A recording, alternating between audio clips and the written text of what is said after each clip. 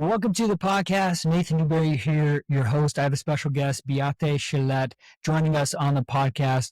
We're going to talk a lot about some really interesting things. Her story of, selling her business to Bill Gates, being a single mom, being a powerhouse woman of an entrepreneur, building businesses, helping people do everything. She's starting a SaaS, company, helping now with everything. We're going to go into depth around some leadership, around business and marketing. Toward the end, we're going to dive into some more of those specifics and tactics. So stay till the end with some of that. As you're diving in, before we dive in, if everybody's listening, there's a free gift I want to give you. So many times people that are building businesses online struggle.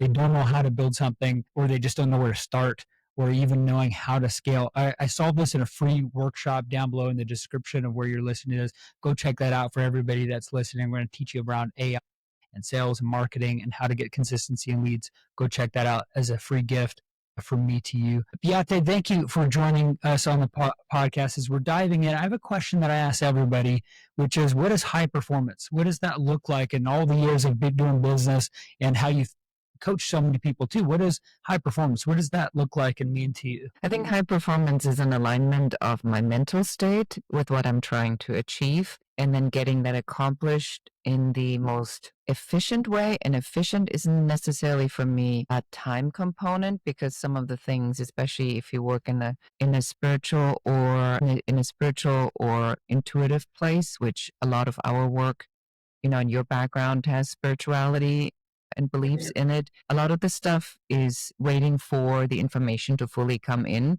So high performance also knows when we have to just be quiet and allow stuff to come in. So that's what high performance is to me, is to achieve a result, but to also let the result unfold as it must unfold on the path there. That's good. That's good. Tell the audience a little bit more about what you do and how you serve people. Yes. So I am known as the growth architect. I'm also the founder of the Women's Code, and I help entrepreneurs, founders, business owners. I call them founders of the future, conscious leaders, to build business models that support their greater mission. And we do that by taking them through the 3 different phases of a business: the creation, the growth, and scaling the business. But our main focus really is not tactics. That's when we bring in people that do specific things like sales and building teams like you do.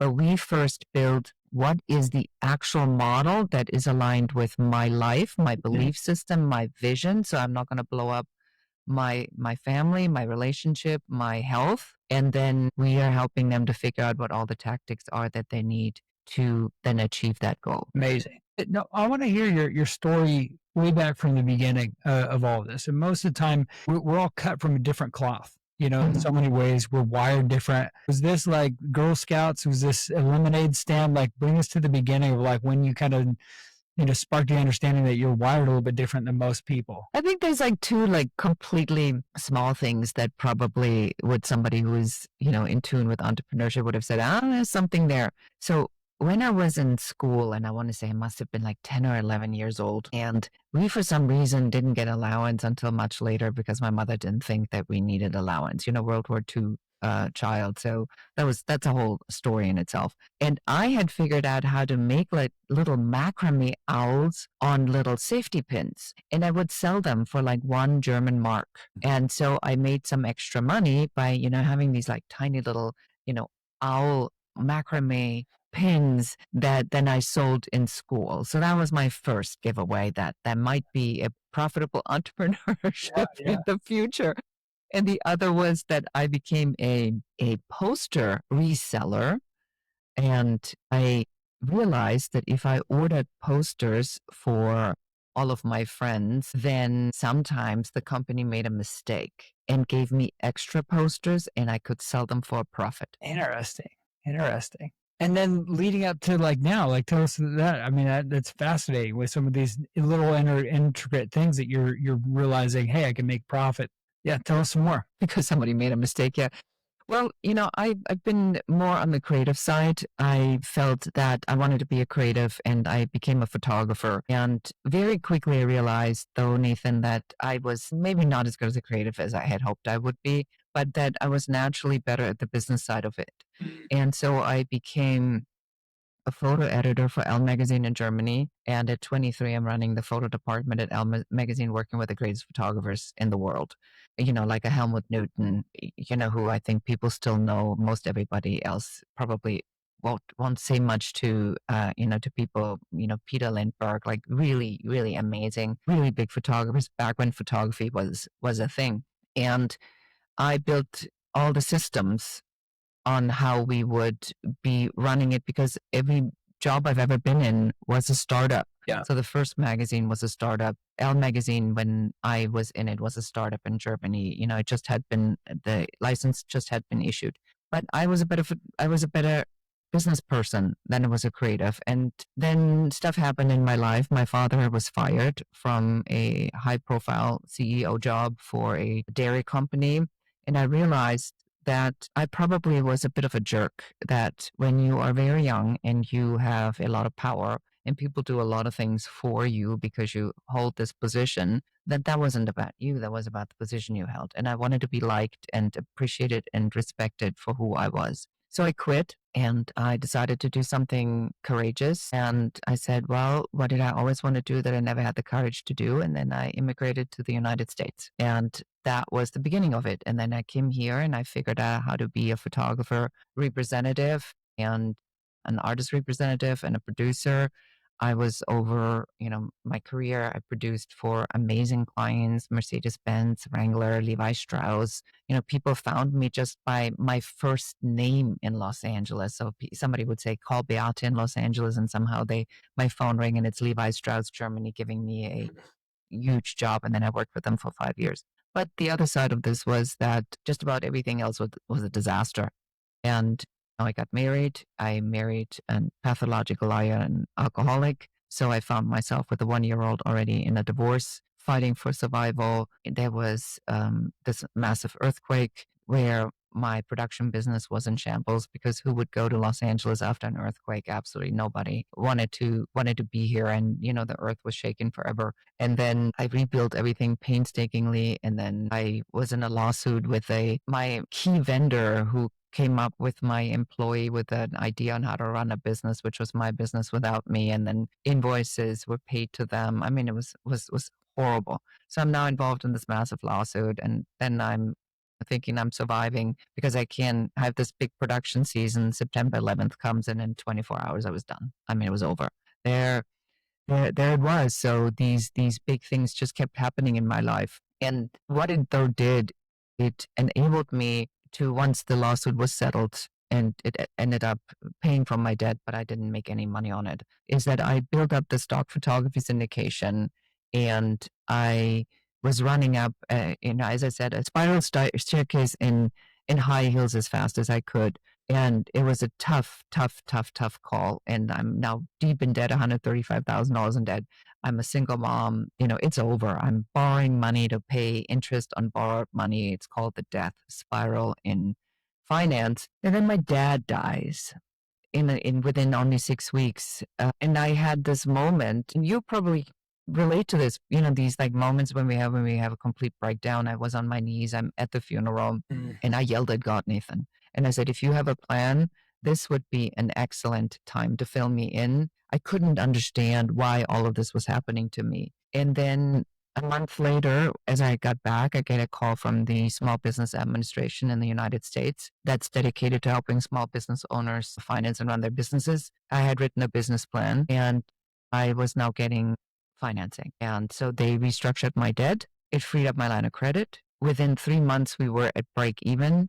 18 months later, we're the world leader in our category in the world. Wow. And now Bill Gates' company comes and says, how do you do it? And I said, you want it, you buy it. And then they made me a multiple 7-figure offer. That was the number that I had wanted. And that's how I sold a tech company before it was a tech company many, many, many years ago. That's amazing. I mean, what I'm picking up is an entrepreneurship journey right there, where it's like everybody's different, no doubt, but there's line in the sand moments and there's tragedies. But that doesn't keep you down. It keeps you grinded and focused for the future and the hope that we have for that success and being consistent. Not everybody makes the best, decisions or choices. We're just kind of like winging it at some point. We're trying to figure out, okay, we're guessing, we're shooting in the dark, trying to figure out everything in life and, death, family tragedy. I mean, so many of us have had some of those really big challenges, but now trying to just press forward and say, hey, I got to do whatever it takes to kind of build that future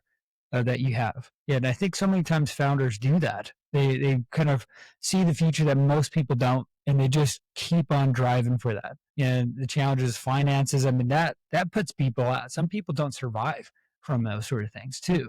The fact that you were able to go through and try to think strategically about some of that, that's pretty impressive. Very, very impressive. And now, like after selling your business too, now you've shifted into more of like an impactful thing because you're helping women, entrepreneurs, and now you're starting to help people more and more with like helping people with their business offers. Like talk to us about that journey with shifting in from selling your business. Probably, and that was like the aha moment. I mean, I can imagine that there's excitement when you get that big check and there's money in your bank, and now you're trying to think through this.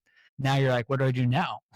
Talk to us a little bit about that. Yeah, I retired like for a week. There's the story where my daughter and I went to, this like high-end store, Neiman Marcus in Beverly Hills, that I had really never bought anything before. And I remember we are like strolling through Neiman Marcus. My daughter picks up a Burberry coat for $1,500. And she's like, look, mommy, what do you think of this? And I look at a t-shirt that's like $200. Now I had this moment. I'm like, I never bought a t-shirt that was $200. And I'm not buying a t-shirt that's $200 now.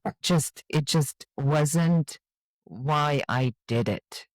I did it because, and maybe this is the ego, maybe this is our entrepreneur ego, where I thought I had to share my story and I had to share what it takes to get there. And especially for women, and I don't work just with women. I have about 50-50 men and women that I work with.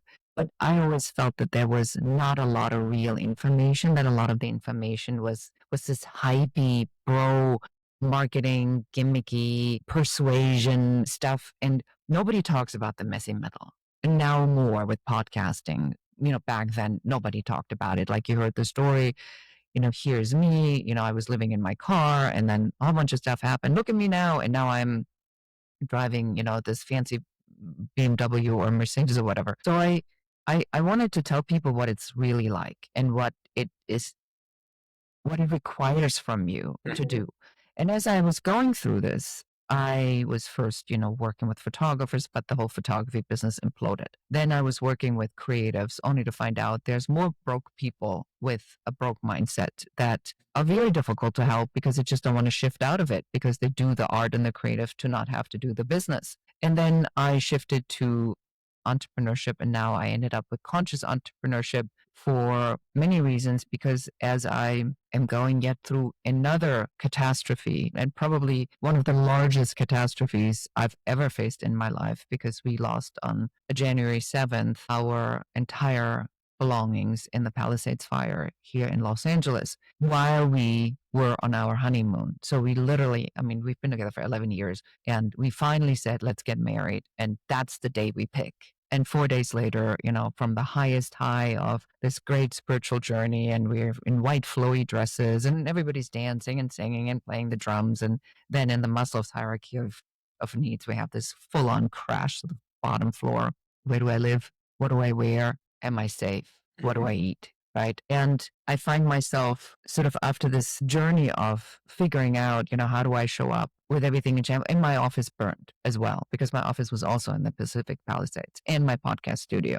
So you go and you think in these moments, will this ever end? Am I ever allowed to cruise into the sunset and drink beverages with umbrellas in it while somebody's massaging my feet? And I come to realize, Nathan, that may not be my path. That my path is to take these unthinkable events that don't happen to everybody, but they happen to many people, and figure out how to formularize, systematize, package this in some sense. So when somebody who has this big vision or this big mission or is a creator, that they can find the strength to pull through. Because in my heart, Nathan, I believe, and you know this because your story is like that, and you were in my podcast and you talked about this, Creation does not come from walking on the beach holding hands. Creation comes from when the sand is in all the wrong places and there's friction and you're not dressed right and something happens and you stub your toe and now you have this, whatever thing. Creation comes as a result of adversity or of pressure and of despair. And if we learn how to channel these challenges into believing, in the law of polarity, we know if it exists on one side, it must exist on the other side. So if this unthinkable forge exists that took everything I had to the ground, literally, I didn't even have a jacket. What must the other side of that look like? If I focus on anything else, I'm going to go nuts. So that's where I'm at right now. Yeah. Yeah. How do you come back from that? How do you have this grit and the grind and the mindset to just pull yourself up to keep on going? I get to talk to people like you. I get to talk to amazing people. I think the most humbling experience and the most powerful moment of my life was in the aftermath of the fire when our friends and people we didn't know came to help us. We had a friend that says, take my place. I'm in Paris. You can stay there until you find a place to live. We had friends, specifically Alice, who I mentor, so she's my mentee through the Entrepreneur organization. And she put her kids to bed at night and then she drove for an hour to bring me a jacket and the book that I wrote. And in my book, she gave me a little note and she said, I know it's the only copy you have now. She said, it's a very good book. You should read it. It has some really great advice. And we were at the receiving end for the first time after all this giving and contributing to others, where I was in the center of receiving and I didn't even know what to do. And it dawned on me, Nathan, that we make this big misconception in the spiritual aspect of entrepreneurship where we believe it's about giving with no expectation of return. That's only half of the infinity sign. That's a circle. If you want to be in the infinity sign, you also need to ask and be willing to receive. And now I am seeing opportunities come to me that just weren't there before, where people seemingly out of nowhere are connecting with me. I got a $25,000 grant from the city for an LA fire relief fund, and we had the right insurance. So in a strange way, I'm in flow and I have to fully surrender to this because, I had this conversation yesterday, a little sidetracker here, with this company that I saw at the Human Tech Conference, an AI conference in San Francisco last week. And they're creating something called cyberdelics, which is how do you have a psychedelic experience without the drugs? Just through visual and auditory experience. I mean, I think this thing's going to be huge. And they said to me, well, why are you helping us? Why are you offering to help us? What's your plan here? And I said, I can't tell you. I am just following what I'm told I need to be doing. And when I saw it, I heard the voice in my head, you must help them. I said, and I'm following that. I said, I'm sure it'll be revealed to me at some point. Not exactly a viable business strategy, but that's how these last 6 months really have been working for me, Nathan, where I am in the flow and things are unfolding. And it's messy. It's sad. It is devastating. I miss my stuff. I miss my Mother's Day cards, my mementos, my grandmother's pearls, every love note my husband ever wrote. I have no letter from my father. I have nothing. It's all gone. But I get to create version 3.0. Yeah. Something that I hear, just kind of shifting gears a little bit and asking you some of these specifics around business that you've learned, is around systems. Like you've brought that up. And I'm a huge component of that because I know at the beginning of my entrepreneurship journey, I was just trying to do everything and spinning the wheels, everything. And then I started systemizing things and then building teams around those systems. And then I was in flow and my team started being successful. Talk about the aha moments of the key for that and what that's really kind of built for what you've been able to be successful in so far. Yeah, I think part of it is really a gift where I feel that my ability to listen to something and immediately formularizing it is really my super skill. Like I can hear somebody talk and then I immediately can put it into 3 steps, 5 steps. I mean, it doesn't take me any time at all. I always thought everybody knows how to do that, but apparently that's not the case. And I realized that most people can take the plane 30,000 feet, but they can't decide where to land, and then they don't know how to land because they're getting so confused with all the different options that are there. And they don't understand if you land in one place, it doesn't mean you cannot go to the other places. You can, my Southwest plane goes to Las Vegas and then it goes to another place after that. Then it goes to whatever, Oregon. But if I only think about Las Vegas, then I might be stuck there. So I learned that my brain behaves very predictable. And when I started to trust that more and more and more, I realized that this was really applicable in a much larger way. So I started thinking about blueprints, frameworks. And I said, if I need to help someone to come up with a consistent result, I need to create a framework that's like, and that's why we call it the 5-star success blueprint. Because if I build a house, and we are building a house, it goes in predictable patterns. Like you have to do the foundation, you have to do the framing, you have to do things in a certain way, otherwise the house won't stand. And sometimes you have to test the soil, and sometimes you have to shoot steel down to make sure the house is secure. So I realized that if I built systems around the blueprint, that people still had the option to decorate the house the way they want it. You still have a choice to say, I want 2 bathrooms, I want 3 bathrooms, I want small rooms, big rooms, I want to look this way, but the blueprint's the blueprint. And so the way I look at system building, and this is what drives me so crazy about internet marketing BS, is that a tactic is a piece of what you need for a larger strategy, and the strategy needs to follow the business model. And unless you follow things in a certain order, it cannot work. And that's why I think people are so frustrated because they keep buying this thing. And God bless Russell Brunson. I mean, he's a genius, but funnel hacking alone is not a business. It's not. It's a tactic to get leads or to make something work that you already figured out. You still need a business model. You still need to be able to tell people what it is that you do. If you're listening to the show and you don't have a system, and you still think that any kind of course that promises you to do anything in 30 days and then that magically is going to solve the problem, you're just adding another thing to do and you're never solving anything. So the overall structure is important for anybody to be successful. And I love what you do, Nathan, because you come in and you say, not just are we going to help you with the sales, we help you build the teams. And then we're going to look at all the tactics and tools, and then we're going to tell you how to use them to make something actually happen. Because then it's clear where it goes in the overall structure. Right. But you're going to have something to sell for me to work with you successfully. Yeah, talk about that, because I think people have some grand ideas, but then they just don't know how to like put it all together, right? They don't have the idea of the elevator pitch. They don't have the business infrastructure. They're just like, I got this idea and I want to go with it, but then where do I start? You start with the 5-star success blueprint. Really, that's why we did it. And it takes me like 3 seconds to take everybody, maybe more than 3 seconds. We have a whole program about it, but I'll be happy to share that with the audience. It always starts with the idea. What is the idea? Why is it needed right now? Who needs it? What problem does it solve? And who is my buyer? And unless you have that, you do nothing.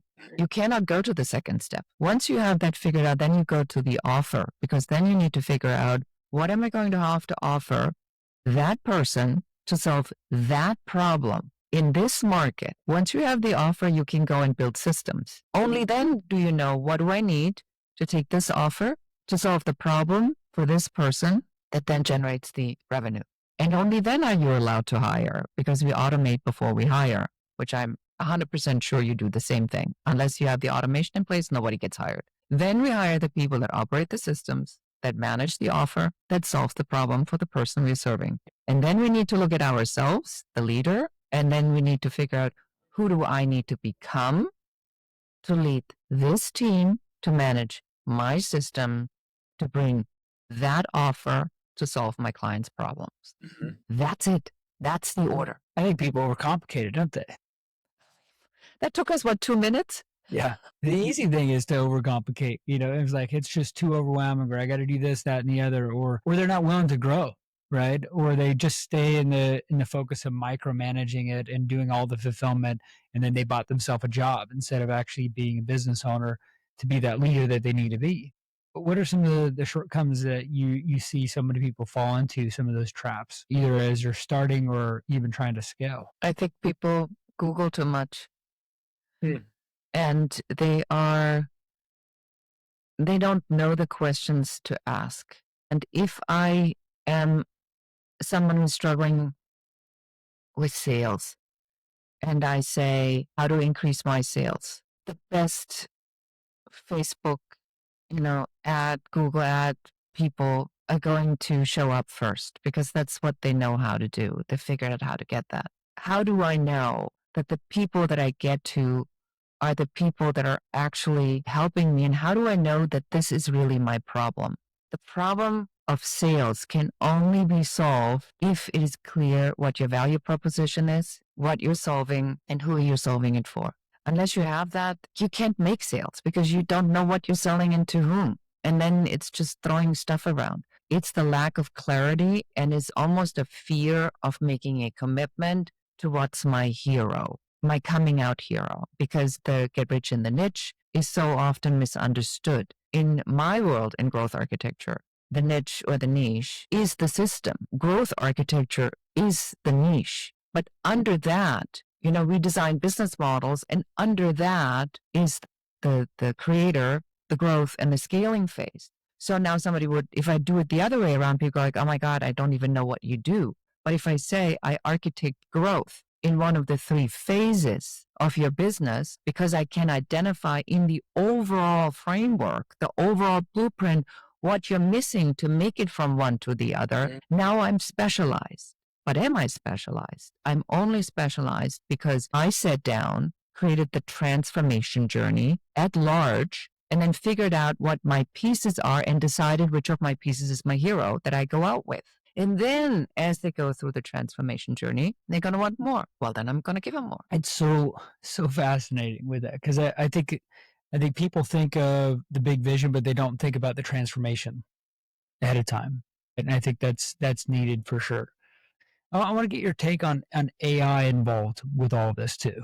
Like, how much AI do you use to help you be able to create some of these roadmaps for your clients or that you do in your own business? So steps on a soapbox, takes a microphone and says, you got to be clear that AI is a tool. AI is not the hero. You are. Everything that we do takes the technology and makes it the slave to the human, not the other way around. Mm-hmm. So if anybody runs their business thinking that AI solves all problems, you're already done. You have to be the human in charge with a discriminatory mind, taking a look at what these tools can actually do. There are studies that show, I was just at this, as I said, this Human Tech Conference in San Francisco, and I was listening to this presentation from Stellar, from the people that wrote the book Stellar, which I recommend everybody to read. And it's like how to be a stellar company. And they took 1,500 disruptor models, pardon me, over the last, couple decades, and they studied them. And they said that people think it's a disruptor, and then they try to make the disruptor fit into an existing business model.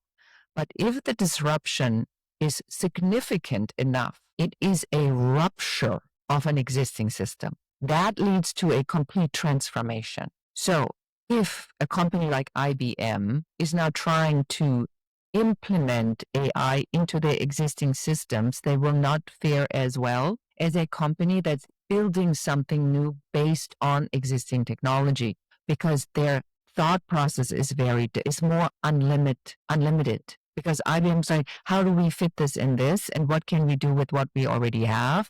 And how can it expand the framework? Whereas the other people are building a framework based on capabilities of this new tool. So having said that, when we go into AI implementation or an AI creation for our businesses right now, you really want to think about, can I incorporate it? Or do I need to build a new component? So we're building a new component. So part of this spiritual journey, in my podcast, the Business Growth Architect Show, is for founders of the future that live at this intersection of spirituality and strategy, because I don't think you can have one without the other. And so the context of this has always been, how do I give people strategy, but how do I make it clear that unless you're in alignment and in resonance, you're going to have a shitty life, because you're always running, hustling, trying to get somewhere. You have very little enjoyment. And you talk about this all the time, Nathan. You know, how important your family is to you and that you made these changes for a reason. So now if I look at what am I doing, what's my skill set right now, and what will AI enable me to do? And so we found this one product that will allow me to become an avatar, but within a container without the hallucination that AI suffers from, where all my teachings, and I mean, I have so much, I've been doing this forever. So I can take my teachings and I can teach in the learning management the machine on how to think or operate like I do, because I know this about myself from having built systems for decades, that my thought pattern is incredibly predictable. I mean, that's just experience. That's just years and years of doing it. Like if I look at something from 10 years ago and I can see the pattern that I still kind of follow, which is really good for me implementing AI because I know I can teach the machine. So we are building now a crossover because we want someone to build the AI for us, but I want him to have his own business because he's my client. So this is how these flow states go. You have this idea, somebody raises their hand, then they don't know how they build a business on it, which is my specialty. So now as they're helping me build mine, I'm helping them build theirs. And now we're back in, the infinity, the giving and the receiving and the giving and the receiving. So we are building a SaaS business where everything I've ever done, all my teachings are going to be available for everybody in a subscription model in the 3 different categories. It'll be the Creator Forge, the Growth Forge, and the Legacy Forge, where people then can take these 3 growth areas, and the system is designed to then help you. If you do these, like, I think I forgot something or something's not connecting, we are now programming this so it'll tell you what you missed. And so that this missing piece can be fixed or improved so that the whole transformation journey can happen. Isn't that funny how AI is evolving over this? It's like your brain in AI. It's like it can think for you. It's like it's so fascinating and scary sometimes at the same time, But it's so cool with the innovation where it's like now it's like passive income because now you're taking your knowledge and skill and so people can just ask a question. So instead of bothering you with a text message or a phone call, they can literally just ask the AI brain of you. It just plugs it in and answers it, and almost better than you in a way, because then it can think and it doesn't have to take the emotional energy that we have in the present, right? Because sometimes you can make decisions differently or answer a different question based off of our energy. And if the AI can take that component out of it and really give us all an answer, it's in a way even more helpful. I think you're absolutely correct. Yeah. And the other portion of it, if I'm really honest here, is I got to also be honest, time is an issue. I turned 60 and I lost everything. I'm rebuilding my house. What matters now is a question I ask myself every day. Quality of time with time left is a question I ask myself every day. What's important is I need this information to be available to as many people as possible because I do think I know things. Yeah. And I have a way to have a track record. I have the knowledge. I may not look like, the internet marketing boss babe sitting in the kitchen with an oversized sweater, a glass of Cabernet in her hand with a 2-year-old crawling around, but I can help her. So it really shifted for me in this forge that I've been in to say, just stop trying to be relevant, help others to be relevant. And that just blew it wide open. And I think there's something to be said about that. I mean, I think what we've been talking about is that we all have blind spots. We all have blind spots. And I'm constantly asking coaches and people like, what am I missing? This is what I'm dealing with. This is what I think. What am I missing? What are my blind spots? I literally ask that question because I know I have it. We all have it. This is the need for a mentor, and AI can do a version of this, right? And they can show some of this stuff. And I think what you're developing is going to be helpful to see some of those blind spots because there's the system that they flow, and they've never been on this journey, so they don't know what to expect. But I think there's some element of this where it's like, you got to have a mentor. You got to have someone in your life to help you gauge where you're at. You know what I'm saying? Hey, this is where I'm at, my business, my life. Where do I go from here? What am I missing? And to do that often enough with someone that can give you the brutal, honest truth is so needed. And I think people think that, they buy a course or solution, but it's like, it's not that one-on-one maybe, or it's not as connected to you, or they show up to some group coaching calls and they're like, what do you do again? You're like, really? It's like, so there's a lot more personal connection with, the leverage of AI or even what you do. And I think that's so needed with mentorship and everything. You have to challenge your thought patterns and your thinking. I already know what I believe in. I don't need anybody to confirm my beliefs. I already know what they are. So this like whole thing of this herd mentality of finding other people who think just like I am so they can confirm what I already know is misunderstood. It means you want people on your wavelength that are challenging belief systems. That's the like-minded people we talk about. And, that's what Napoleon Hill talked about. He didn't say, go in a room with other people who think just like you.